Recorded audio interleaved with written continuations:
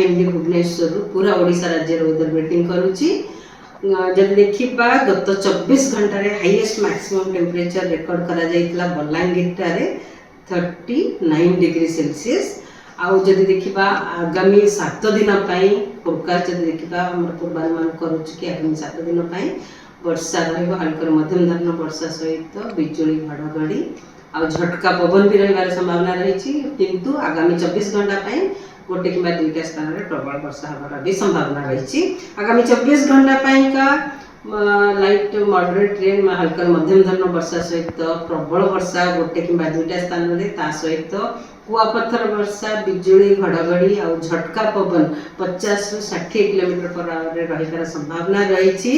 सुंदरगढ़ मयूरभंज केउंझर बालेश्वर मालकानगिरी कोरापुट रायगड़ा आउ गजपति जिले में ता सहित अलग जिला मानक जमती कि नवरंगपुर कलाहांडी कंधमाल गंजाम नयागढ़ अनुगुल ढेंकानाल जाजपुर भद्रक जिले में वर्षा हल्का मध्यम धरण वर्षा सहित बिजुली घड़घड़ी और झटका पवन 40 ରୁ 50 किलोमीटर/आवर रहिबार संभावना रही। सहित जदि देखा अलग जिला गुड़िक भी गोटे कि दुईटा स्थान में बिजुली घड़घड़ी होबार संभावना रही। सहित झटका पवन 30 ରୁ 40 किलोमीटर बेगर बहिबार संभावना रही। जब देखा काली फोरकास्ट काली भी हल्का मध्यम धरण वर्षा सहित गोटे कि दुईटा स्थान में कुआपथर वर्षा प्रबल वर्षा बिजुली घड़घड़ी आ झटका पवन 50 ରୁ 60 किलोमीटर/आवर रहिबार संभावना रही।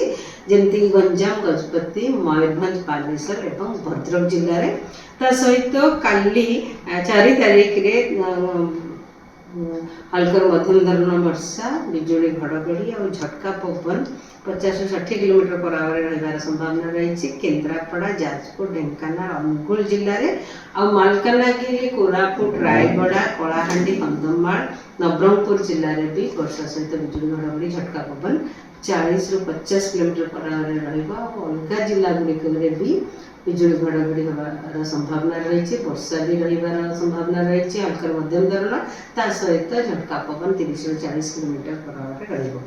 आउ 5 तारीख रे जदि देखिबा 5 तारीख रे प्रबल वर्षा होबार संभावना नहीं कुआपथर वर्षा होबार भी विशेष संभावना नहीं। किंतु जिला गुड़िक उपकूलवर्ती अंचल जिला गुड़िक सहित मयूरभंज केउंझर मालकानगिरी कोरापुट रायगड़ा जिले में हल्का मध्यम धरण वर्षा सहित बिजुली घड़घड़ी आउ झटका पवन रहिबार संभावना रही। पवन गति रहिबो 40 ରୁ 50 किलोमीटर/आवर। आ 6 तारीख रे भी वर्षा कंटिन्यू करिबो आमर उपकूलवर्ती अंचल जिला गुड़िक सहित मयूरभंज केउंझर कंधमाल रायगड़ा कोरापुट मालकानगिरी से वर्षा सहित बिजुली घड़घड़ी आ 40 ରୁ 50 किलोमीटर झटका पवन बहिबार संभावना रही। आउ अलग जिला गुड़िक जमती नवरंगपुर कलाहांडी झारसुगुड़ा सुंदरगढ़ जिले में 30 ରୁ 40 किलोमीटर/आवर पवन झटका पवन सहित बिजुली घड़घड़ी रहिबार संभावना रही।